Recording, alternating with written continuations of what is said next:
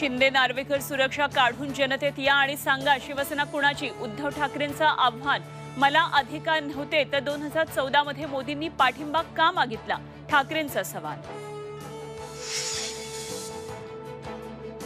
Supreme कोर्टाच्या निर्देशानुसार निवडणूक आयोगाने दिलेल्या घटनेच्या आधारावर निकाल, नार्वेकरांचा दावा। पत्रकार परिषदेतला युक्तिवाद सुनावणीत का केला नाही, नार्वेकरांचा सवाल। जयंत पाटलांना साथ द्या, त्यांची उंची मोठी, सन्मानाने जगायचं, हा सांगली जिल्ह्यातल्या लोकांचा बाणा। शरद पवारांची भावनिक साथ।